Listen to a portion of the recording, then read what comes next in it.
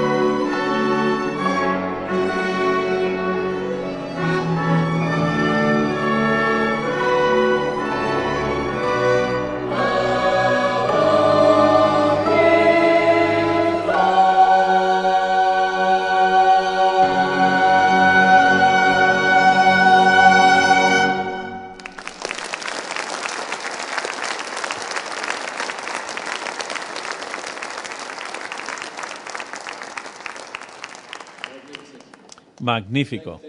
Muchas gracias. Qué bendición tener este coro de Fountainview, que esta música que te eleva hacia el cielo, ¿no? Gracias por elevarnos en la dirección del cielo. Tenemos hoy también una pequeña encuesta. Recuerden pueden contestar con su teléfono celular mandando el mensaje de texto al 22333. ¿Okay? Esta mañana estuvo bien interesante. ¿Quién sabe si va a ir de la misma manera que esta mañana? La pregunta es, ¿cuán importante es comprender las profecías de los últimos días? ¿Cuán importante es entender para ti, entender las profecías de los últimos días? Y hay 4 respuestas. ¿Cuán importante es entender esas profecías? ¿Ok?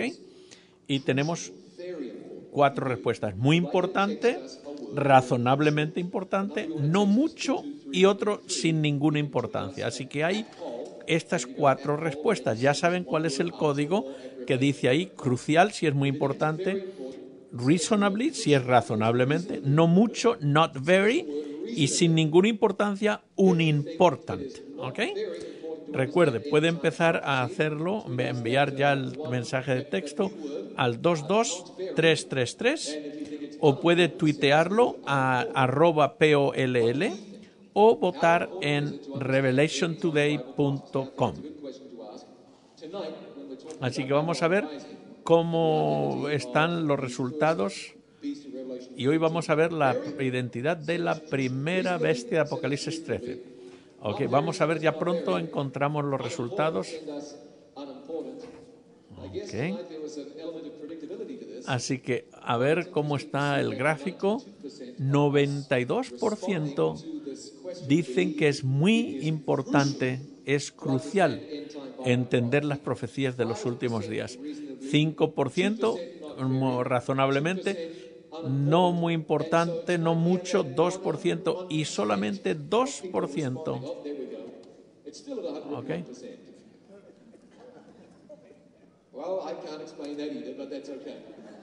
Bueno, 91% piensan que sí es importante, muy importante, comprender las profecías de los últimos días. Y no es sorprendente, obviamente es una gran verdad. Y por eso estaba curioso en saber cómo se sentían ustedes. Vamos a estudiar hoy y primero siempre vamos a orar. Oren conmigo. Padre nuestro que estás en los cielos, venimos a ti en el nombre de Cristo y te agradecemos porque nos hablas. Háblanos a través de tu Espíritu, guíanos, porque al venir a este importante tema, lo hacemos creyendo que tú nos vas a guiar. Abre nuestros corazones y nuestras mentes y oramos que este tiempo sea tuyo, en el nombre de Jesús. Amén.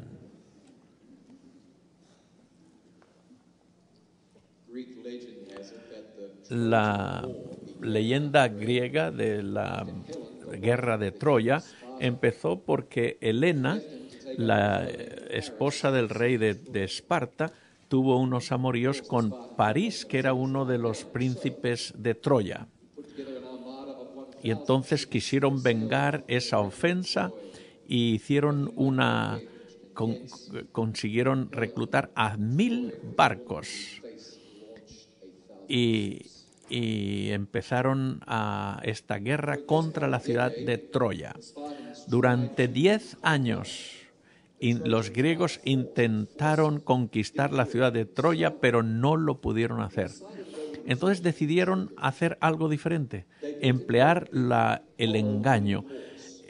Construyeron un caballo de madera grandísimo, gigantesco, que estaba hueco por dentro. Y había un espía griego y convenció a los de Troya de que metieran el caballo dentro de la ciudad, porque si la metían sería una bendición para la ciudad.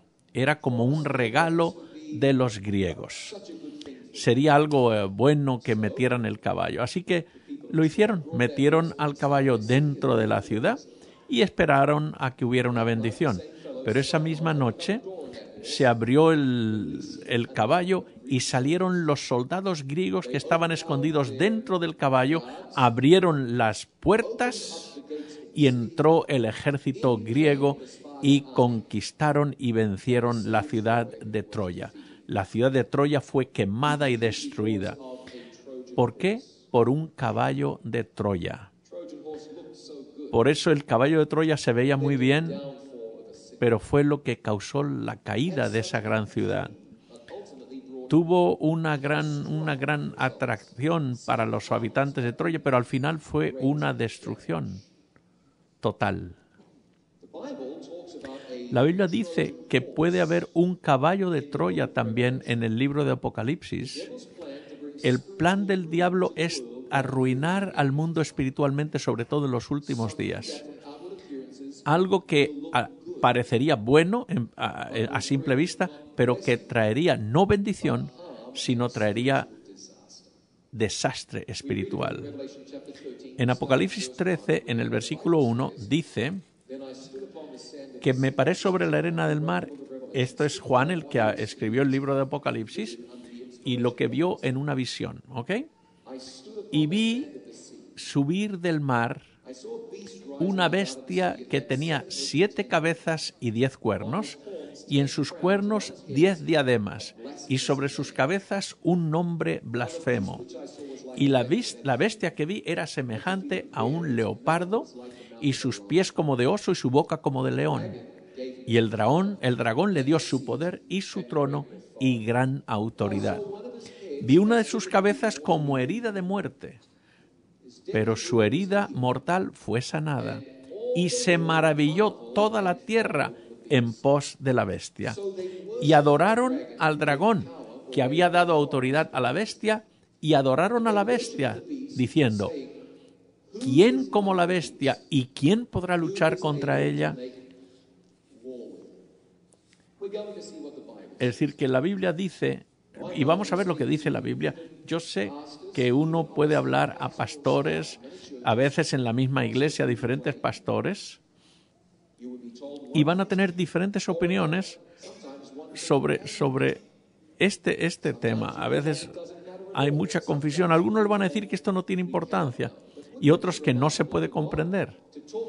Pero es interesante cómo es que Dios va a hablarnos en el último libro de la Biblia sobre algo que va a traer gran ruina espiritual al mundo y no nos va a decir lo que significa.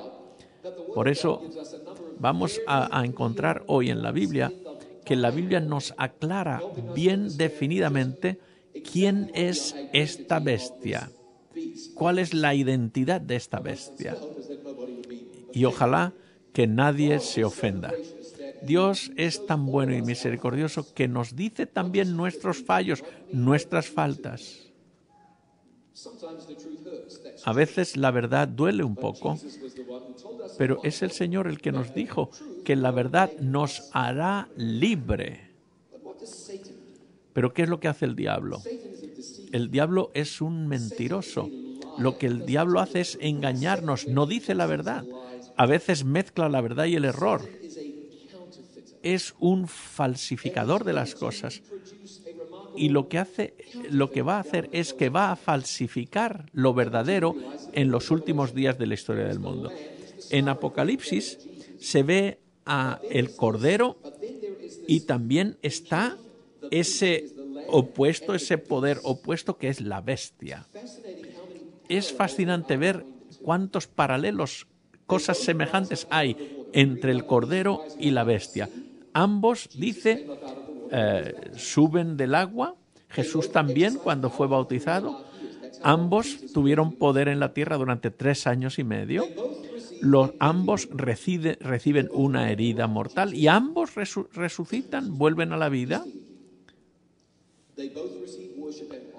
Ambos reciben honor y adoración y ambos quieren guiar o liderar el mundo. Así que el diablo va a intentar falsificarlo. No siempre hace sus mentiras obvias, ¿no? Es más, el diablo no se presenta con un cuernos y con un rabo. No. Eso sería demasiado obvio. La gente se daría cuenta. No. El diablo dice se puede incluso transformar en un ángel de luz. Es decir, que el diablo va a intentar falsificarlo y hacerlo aceptable, hacerlo atractivo. Imitar lo que hace Cristo, ocupar el lugar de Cristo, recibir su autoridad y entonces recibir también la adoración que solo le pertenece a Dios. Y no hay tema más solemne que este. En Apocalipsis 14 dice, si alguno adora a la bestia y a su imagen y recibe la marca en su frente o en su mano, él también beberá del vino de la ira de Dios, que ha sido vaciado puro en el cáliz de su ira y será atormentado con fuego de azufre, etc. Es decir, esto es una advertencia seria, severa, yo diría. La Biblia dice que va a haber una bestia que va a tener una marca y que las personas que reciban esa marca no van a ser salvos, no van a ir al cielo, ni van a recibir la vida eterna. Serán rechazados por la presencia de Dios y serán eliminados para siempre. Ahora, para entender estas profecías en el libro de Apocalipsis, tenemos que entender que la mejor manera de interpretar la Biblia es dejar que la Biblia se interprete a sí misma. Cuando dejamos que la Biblia se interprete ella misma, entonces podemos estar seguros que el Señor es el que nos está guiando hacia la verdad y no hacia el error. Por eso, para entender el libro de Apocalipsis, tenemos que entender el otro libro que nos ayuda a comprender Apocalipsis, y ese es el libro de Daniel. Es como si dijéramos un complemento, son libros complementarios. Para entender uno hay que leer el otro y viceversa. Y así es como puedes descifrar el misterio de las profecías bíblicas. Así que vamos a Daniel capítulo 7. Y empieza con Daniel, que tiene un sueño y vio 4 bestias que suben del mar. Ahora, recuerda que las bestias en la Biblia no es un insulto, no es una ofensa. En la Biblia una bestia representa un país, una nación, un reino. En el capítulo 7 de Daniel, en el versículo 17 y 23, eso es lo que dice claramente. Dice el versículo 23, la cuarta bestia será un cuarto reino en la tierra. Y estas bestias son 4 reyes que saldrán de la tierra. Es decir, está claro que las bestias en la profecía representan a una nación, a un reino. Ahora, las bestias suben del mar. Y en el capítulo 17, en el versículo 15, dice que las aguas que viste son pueblo, gente, multitudes, naciones y lenguas. Es decir, que Daniel vio que las bestias salen del agua. Es decir, lugares donde hay mucha gente, muy poblados. Y es interesante también que hubo viento, fuerte viento, los 4 vientos. Y en Jeremías 25 se nos dice que los vientos representan problemas, revoluciones, problemas, guerras, etc. Y surgieron del agua de esa población 4 grandes reinos. Ahora, recuerden estos símbolos. Las bestias representan naciones. Agua representa multitud de gente. El viento representa guerras, conflictos. A ver si entendemos estas 4 bestias. Dice, vio primero un león que tenía alas de águila. Y este es el primer símbolo que representa a Babilonia. Este capítulo 7 es como si dijéramos una repetición del Daniel 2. Fue cuando Nabucodonosor tuvo el sueño de aquella imagen con la cabeza de oro, el pecho de plata, etc. Esa cabeza de oro representaba a Babilonia. Hay una ciudad en Nueva York que se llama Babilonia. Y fuimos allí al puerto y allí había una columna grande con un león que tenía alas de águila, representando a Babilonia, pero Babilonia en Nueva York. Así que este es un símbolo de Babilonia. La siguiente, dice, es un oso que tenía varias costillas en su boca. El segundo reino después de Babilonia fue Medo-Persia. Después vino un leopardo con 4 alas, que representa obviamente la gran velocidad. Y esto representa a Grecia. Y después vino una cuarta bestia, horrible, con dientes de fierro, algo lo nunca visto.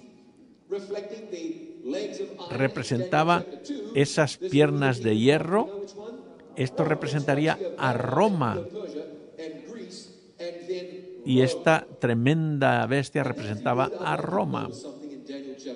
Y en Daniel capítulo 7 dice, y esta bestia, dice, tenía 10 cuernos.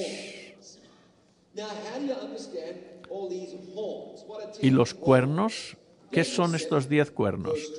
En Daniel 7:24 dice, y los 10 cuernos significan que de aquel reino se levantarán 10 reyes. Habría 10 reyes después de Babilonia, Medo-Persia, Grecia, Roma, y después surgirían del último reino, sería Roma, se dividió en 10 cuernos o en 10 reinos. Y en el versículo 8 dice, y estaba considerando yo, contemplando los cuernos, y he aquí, que otro cuerno pequeño se levantó de entre ellos. Es decir, hoy vamos a descubrir quién es este cuerno pequeño. Porque lo que encontramos es que este cuerno pequeño es el mismo poder que en Apocalipsis 13. El poder de Babilonia en Daniel 17. Es decir, y vamos a ver hoy el resurgir de Babilonia. Primero, Daniel 7 dice que este era un cuerno pequeño, así que sea lo que sea, es pequeño. Después dice, sería entre ellos, surgiría entre ellos, es decir, entre los países de Europa en los que se dividió el Imperio Romano. Se dividió Roma en 10 naciones de Europa.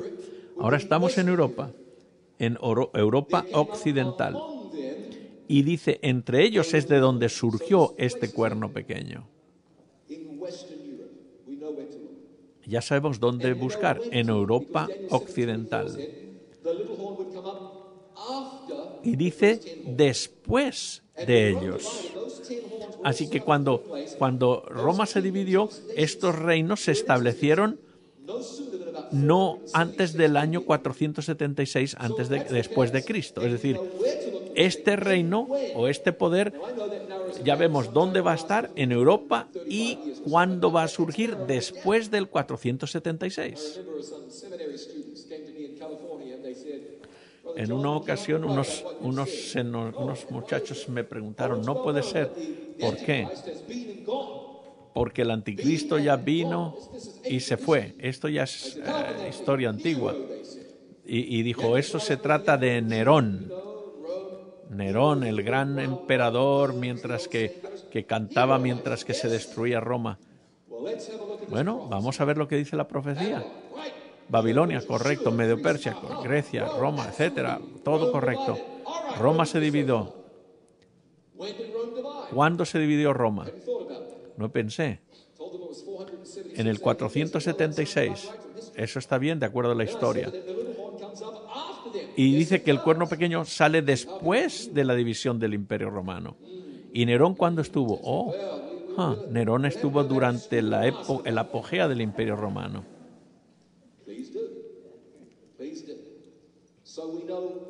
Así que ya sabemos dónde y cuándo resurgiría el cuerno pequeño. Después, en Daniel 7 dice que quitaría a 3 cuernos, quitaría a 3 naciones de Europa. Tendría ojos como lo de un hombre. Es decir, que alguien tendría que lo representaría y que vería con ojos. Hablaría grandes cosas contra el Dios Altísimo, contra el Dios Altísimo. En Apocalipsis 13 también dice que hablaría grandes palabras y blasfemias. Dice que también perseguiría a los santos del Altísimo. Es decir, este poder sería un poder perseguidor del pueblo de Dios. Y después en el capítulo 7 también dice que intentaría cambiar los tiempos y la ley. No lo pueden cambiar, pero intentaría cambiarlos. Y después, por último, dice que gobernaría durante tiempos y la mitad de un tiempo. Es decir, que un tiempo representa un año. Y esto lo sacamos porque en Daniel capítulo 4, cuando Nabucodonosor fue al desierto, dice que pasó 7 años o 7 tiempos. Así que un año es un tiempo. 2 años y medio tiempo, medio año. Es decir, encontramos a 3 años y medio. En la profecía bíblica, un día representa un año, ¿verdad? En aquella época los años tenían 360 días. Así que 3 años y medio por 360 días por año, el total son 1260 años. En la profecía bíblica, entonces, un día representa un año. Este poder reinaría durante 1260 años.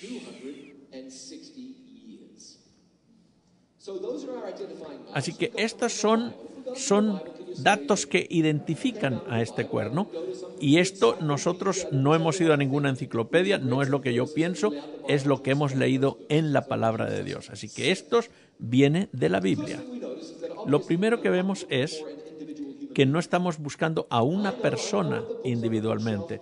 Yo sé que hay personas que hablan de eso. Que esto dice que va a ser un hombre, un individuo que va a venir, quizá un judío,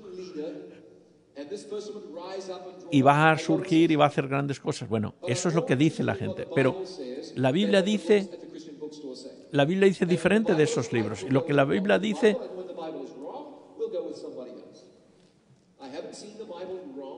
La Biblia no se ha equivocado todavía nunca, así que por eso hacemos bien en fijarnos solo en lo que ella dice.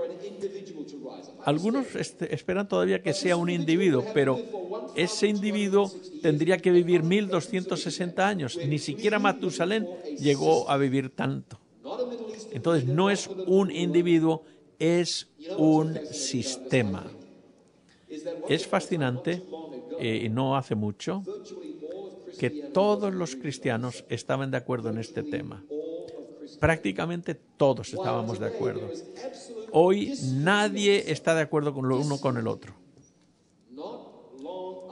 No hace mucho, todos los cristianos estaban unánimes en quién representaba este cuerno pequeño. En 1517, en octubre, un sacerdote que se llamó Martín Lutero estaba decepcionado con las enseñanzas de la Iglesia. Él no pensó en crear otra iglesia ni una denominación, ni siquiera pensó salir de su propia iglesia, pero él estaba comprometido en encontrar la verdad de la palabra de Dios. Y este hombre quiso seguir al pie de la letra lo que decía la palabra de Dios. Entonces vio la gran corrupción que había en la iglesia y miró a la Biblia y vio que no era correcto. Y miró lo que la iglesia enseñaba y miró a la palabra de Dios y vio que no era igual. Mi iglesia no está enseñando lo que dice la palabra de Dios. Así que Lutero escribió 95 puntos, o que es lo que llamó el 95 tesis. Eso se ha conocido como las 95 tesis. Y eso era algo normal en aquella época. Lo que hacía es que lo ponía eso, lo escribía en Wittenberg, en la puerta de la iglesia. No era algo fuera de lo normal. Lo que sí era diferente es la reacción que tuvo lo que él escribió.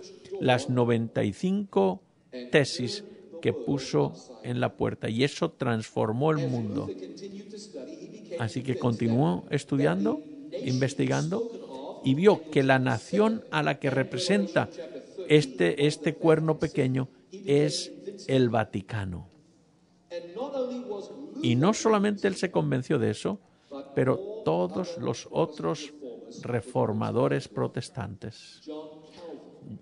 Juan Calvino, el gran reformador, John Knox, el reformador, Williams, los primeros bautistas, John Wesley, el padre del metodismo, todos y muchos otros, todos estaban convencidos de que esa nación en Apocalipsis 13, que representa el cuerno pequeño, es el Vaticano, en otras palabras, el papado. Ahora, aquí no estamos aquí para descubrir lo que otra iglesia piensa, estamos aquí para lo que dice la Biblia. Pero puede ser que Lutero y todos los otros reformadores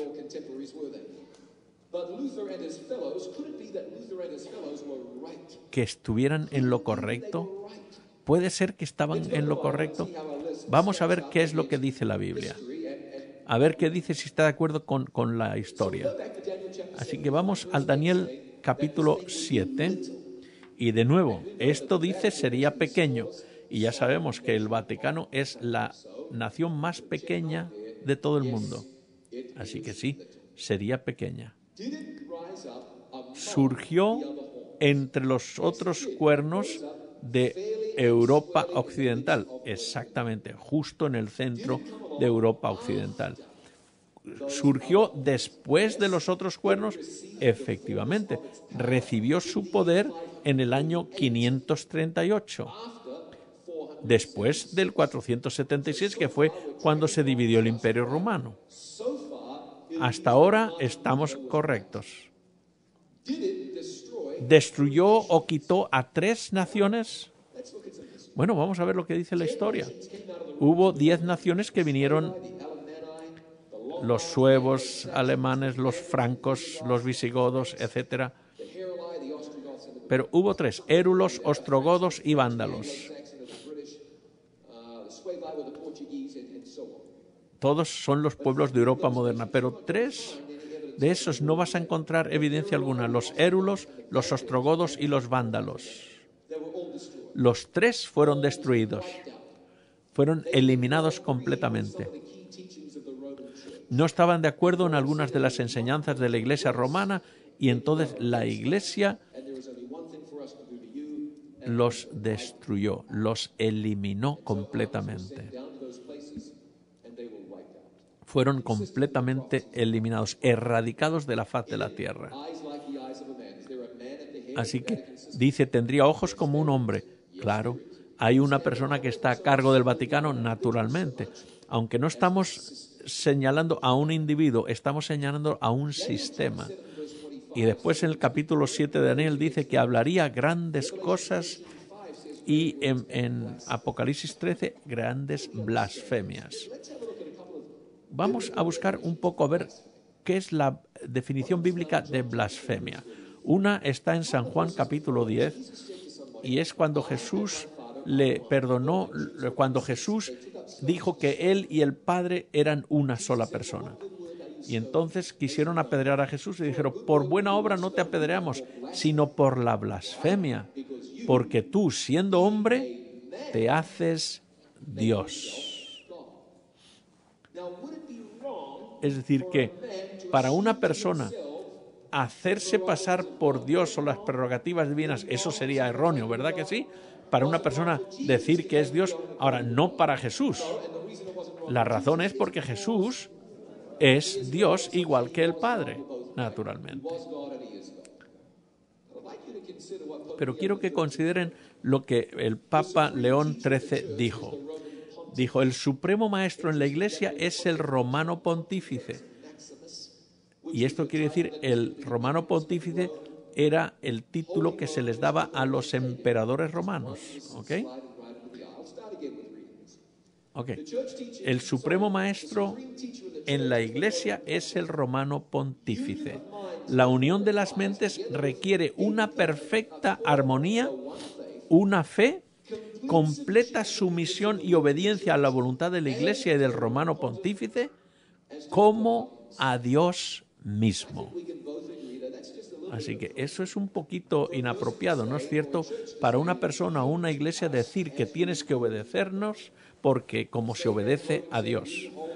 Y este mismo escribió, en esta tierra tenemos el lugar del Dios Altísimo, del Dios Todopoderoso.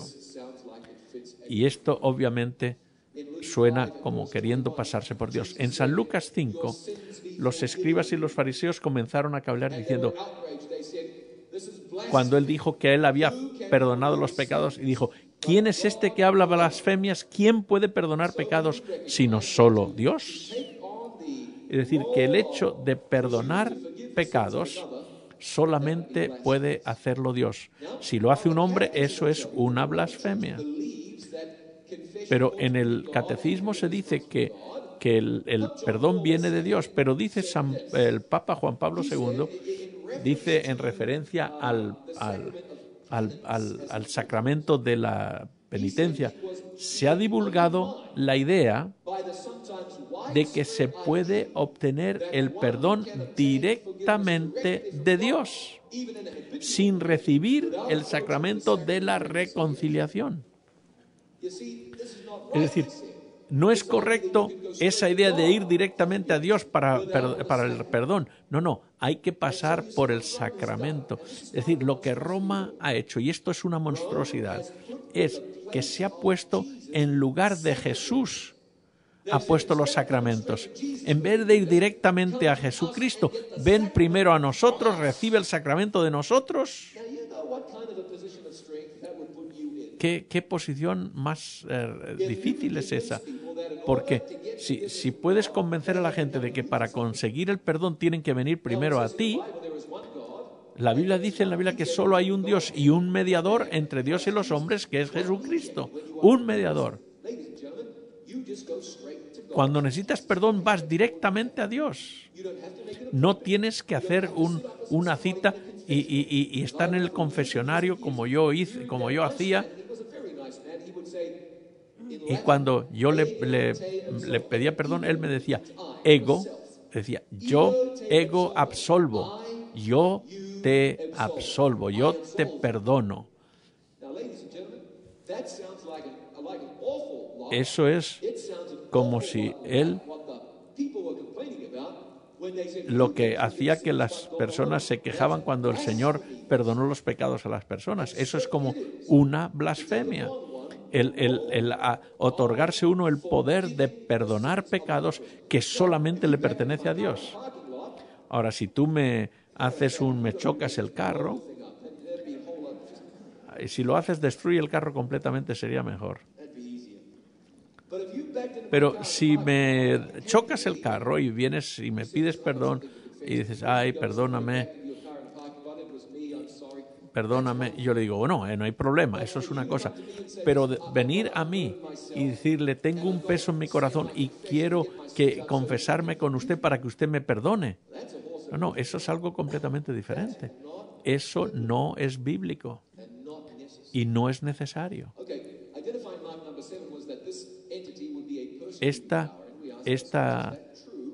entidad, este poder perseguiría a los cristianos.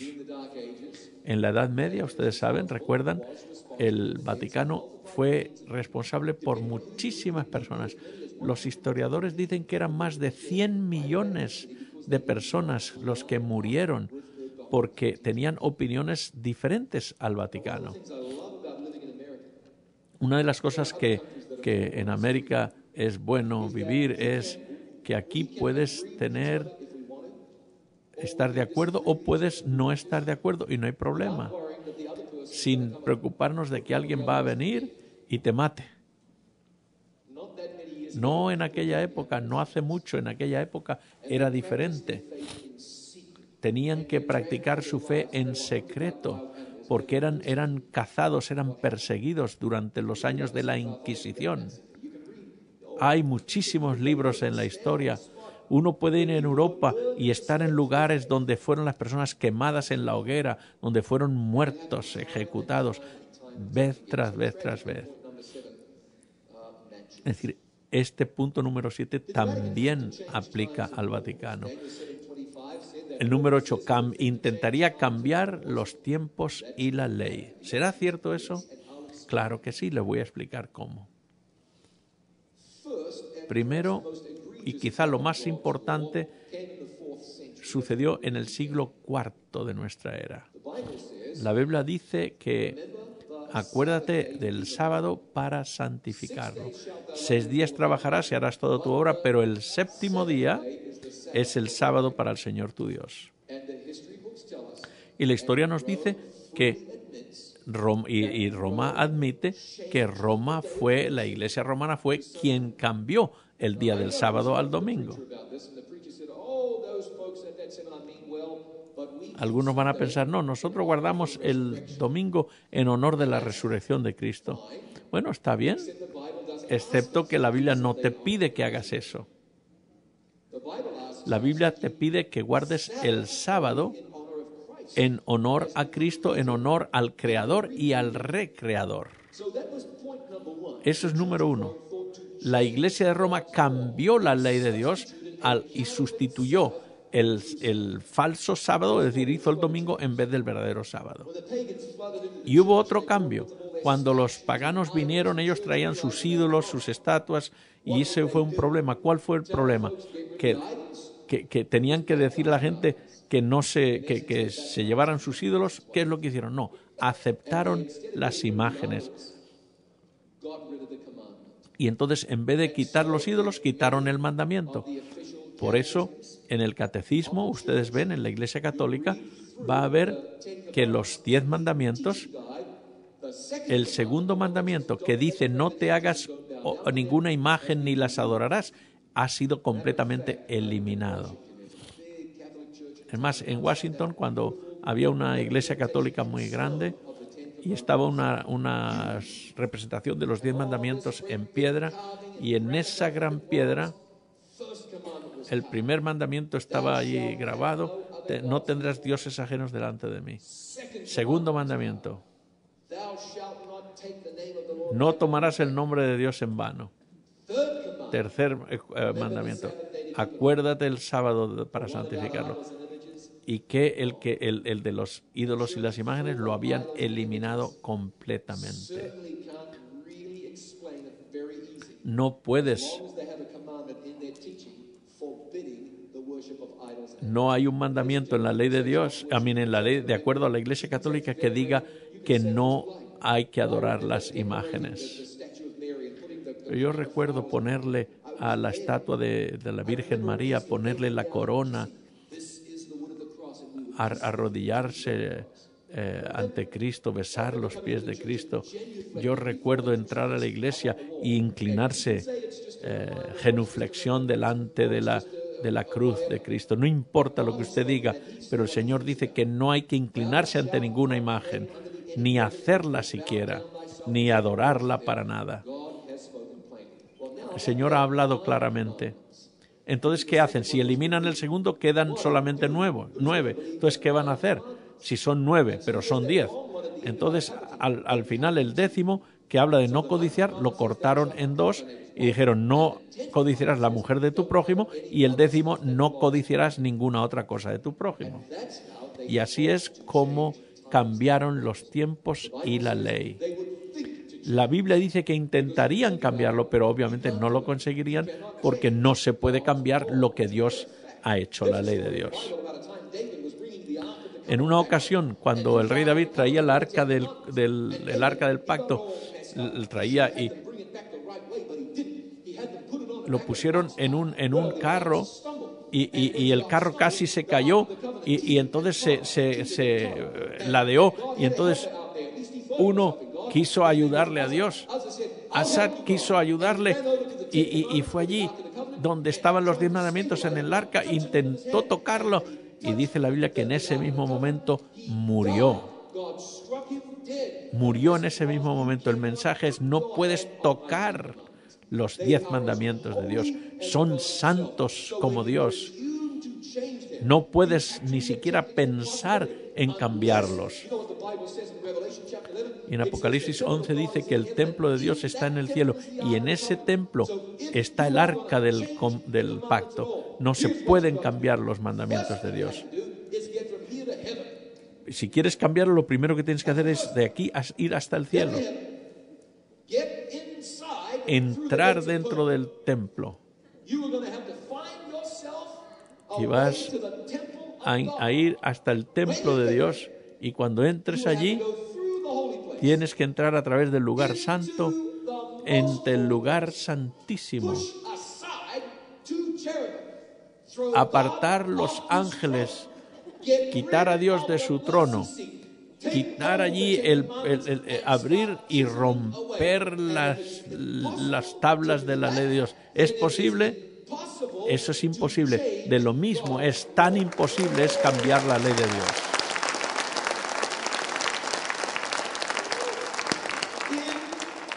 Imposible. No se puede hacer. Por eso la Biblia dice que intentaría, pero obviamente no lo pudo conseguir. Y después dice, gobernó por 1260 años.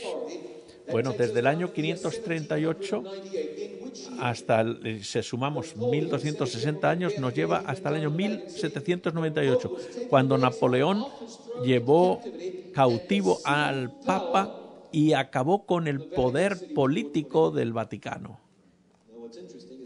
Ahora, lo que es interesante es que ese poder político en 1929 le fue devuelto por el dictador Benito Mussolini. Y desde 1929 podemos decir que Babilonia ha estado resurgiendo. Ha estado resurgiendo poco a poco, pero de una manera continuada. Y a veces hasta después de las escenas. Malachi Martín es un escritor famoso que dice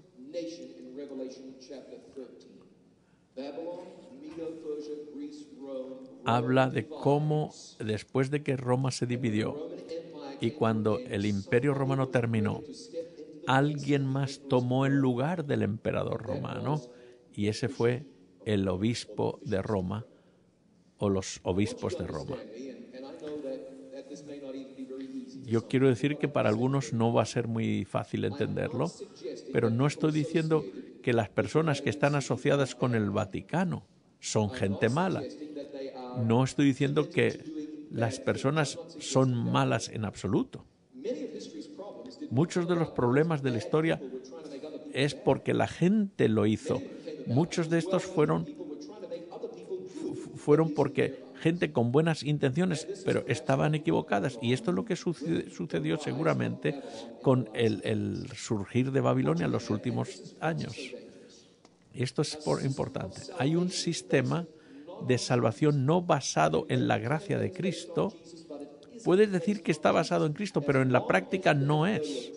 Pero mientras que tengas que ir a un sacerdote para salvarte o para perdonar tus pecados, no es un sistema bíblico. Mientras que haya que tener penitencia para alcanzar el favor de Dios, no es correcto, no está basado en Cristo.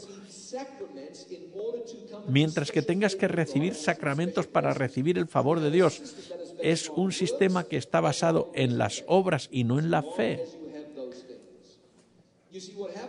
Lo que pasa es que cuando uno va y confía en el sacerdocio humano, entonces uno está rebajando el papel de Cristo, la obra de Cristo.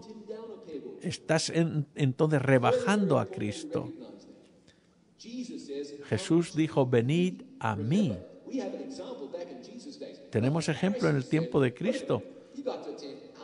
Tienes que venir a nuestras escuelas, decían los fariseos.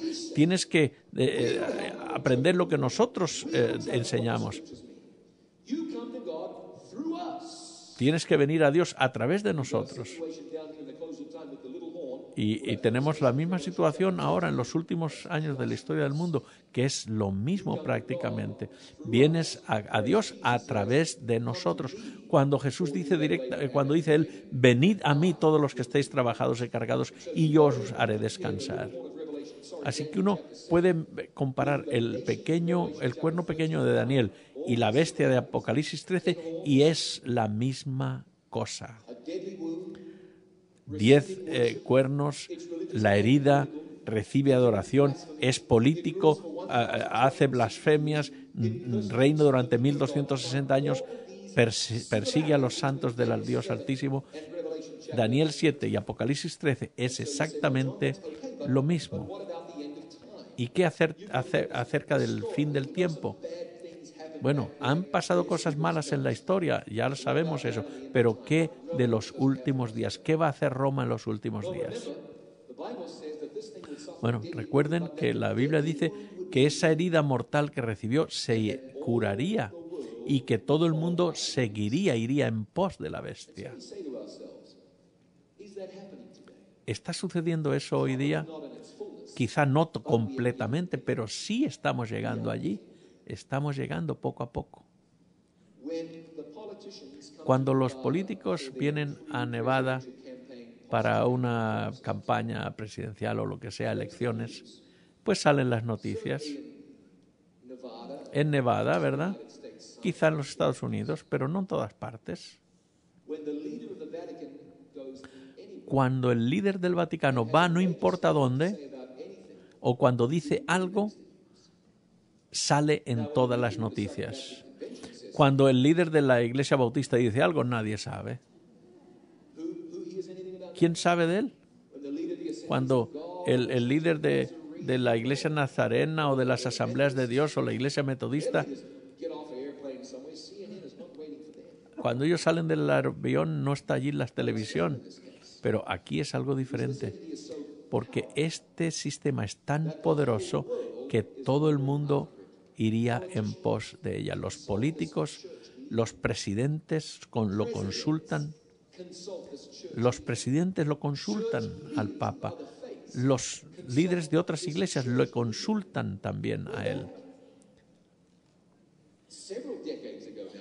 Varias décadas hace poco, cuando el comunismo cayó, dice la revista Time dijo que fue el presidente Ronald Reagan y trabajando mano a mano con el líder del Vaticano, en este caso era Juan Pablo II. Este poder ayudó a que hubiera ese cambio grande social en el mundo. Es interesante que hay un autor que escribió y dice, es un jesuita. Dice, la meta del Papa Juan Pablo. Aquí estamos hablando de Juan Pablo, aunque hace unos años que murió. Pero dice, su meta es una estructura geopolítica para la sociedad de naciones, le podemos llamar un nuevo orden mundial, dice, diseñada y mantenida de acuerdo a los planes y doctrinas cristianas tal como son enseñadas y propagadas por el vicario de Cristo en la tierra, el sumo pontífice romano. Es decir, el Vaticano está trabajando en un nuevo orden mundial de acuerdo a las doctrinas de la Iglesia Católica Romana. Ahora, ellos tienen la honestidad de tomar esa posición y de decirlo. Eso es lo que ellos creen. Eso es lo que ellos creen y lo dicen. Y eso es lo que dice Roma. Dice claramente que ellos quieren guiar al mundo. Y dice, y queremos que ustedes sigan lo que nosotros decimos. Ahora es importante que entendamos esto. No para ser anti-Vaticano, nosotros no queremos pensar que la gente asociada con esa iglesia son gente mala o no son sinceros. No, pero yo le estoy diciendo claramente, no estoy diciendo que no vayan a ir al cielo. No, estoy diciendo de un sistema. La bestia representa un poder, un reino. Ahora, yo he vivido en los Estados Unidos para darme cuenta que a veces el gobierno toma decisiones que quizá no es lo mejor. Y cuando eso sucede, ¿quiere decir que todos los americanos son malos? Obviamente no. A veces los gobiernos hacen cosas que no tienen nada que ver con la gente. No vamos a pensar que todos los iraníes son gente mala o afganistanes son todos malos o los pakistaníes porque no estamos de acuerdo con las decisiones políticas de los gobernantes. No, el gobierno a veces hacen cosas malas, pero la gente no tiene nada que ver con eso. La gente pueden ser sinceros, pueden ser gente genuina. Por eso lo mismo sucede con la Iglesia Católica Romana. Es un sistema que ha adoptado ciertos conceptos contrarios a la Biblia, pero eso no quiere decir que la gente que van a esas iglesias son gente mala o no son sinceros. No, esas personas también quieren agradar a Dios, obviamente. Lo que Dios quiere es que entendamos que va a venir un tiempo en el que todo el mundo va a seguir a esta bestia. Y la próxima presentación vamos a ver cómo eso va a ser. Está bien claro y lo va a aclarar completamente cuando veamos el sello de Dios y la marca de la bestia. Pero por ahora el tiempo es para pensar en nosotros y decir, he aprendido algo, pero ¿qué es lo que está pasando en mi corazón? Ahora es el tiempo en el que tengo que pensar, ¿dónde está mi vida? ¿Dónde va mi vida? Ahora que el mundo va a ir en pos de la bestia, ¿dónde voy a ir yo? Cuando el mundo está siendo confundido en la dirección errónea, ¿dónde voy a ir yo? ¿Voy a estar en contra de la corriente? ¿Voy a rendirme a Cristo para que Él viva en mi vida? Al final del tiempo, la pregunta es, ¿a quién vas a adorar? ¿A quién vas a servir? ¿A quién le vas a dar tu corazón? Algunos van a decir, para mí lo más importante son la familia. Pero ¿qué acerca de tu familia celestial? Quizá algunos van a decir, tengo trabajo, por compromisos. No pienses acerca de los compromisos de Cristo. Su trabajo al venir a esta tierra fue intentar salvarte a ti. Puedes confiar en Él. ¿Qué de mis amigos? ¿Qué van a decir si yo me volteo y sigo la Biblia? Bueno, quizá tus amigos van a estar interesados también y van a seguir el ejemplo que tú les des. Lo más importante es lo que dice Cristo en su santa palabra.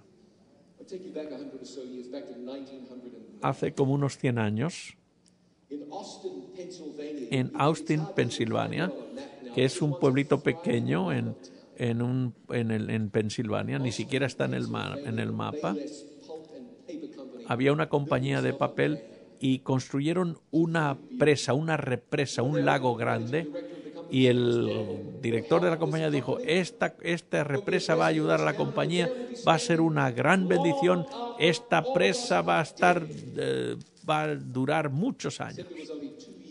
Pero 2 años después, en 1911, algo fue mal. Leif era uno de los más prominentes habitantes de ese pueblo. Estaba yendo hacia su casa y de pronto oyó la sirena. Y esa sirena tenía que sonar para decir que algo estaba mal y que la presa estaba rompiéndose, que había peligro. Y efectivamente. Así que Leif se fue rápidamente, pero pensó en su esposa Harriet y dijo, está en la casa. Entonces fue a la casa y rápidamente y le dijo, Harriet, sal porque tenemos que salvarnos, vente rápido, has oído la alarma, sal rápido, la presa se está rompiendo, quizá nos podemos ahogar, el agua nos va a destruir. Y le dijo, no te apures, Leif, tú corre y yo voy al rato. Rápido salió corriendo Leif y volvió y de nuevo gritó, Harriet, vámonos, vámonos. Y estaba ya viniendo el agua que estaba viniendo hacia la casa. Así que, y le dijo, vete, mi amor, yo voy enseguida, vete, yo enseguida voy. Entonces él entendió que tenía que salir para salvarse porque el agua estaba viniendo y efectivamente el agua vino y se lo llevó. Se salvó de pura casualidad, pero lo pudieron rescatar y lo sacaron. Harriet, la esposa, la encontraron también, pero la encontraron 3 semanas después. Ahogada, obviamente.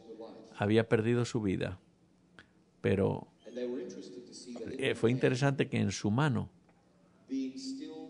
todavía estaba agarrando una bolsa que estaba llena de dinero y de joyas. ¿Sabes? Perdió su vida por unas cuantas cosas, unas joyas, un poco de dinero. ¿Verdad? ¿Por qué perder la vida por unas cuantas cosas?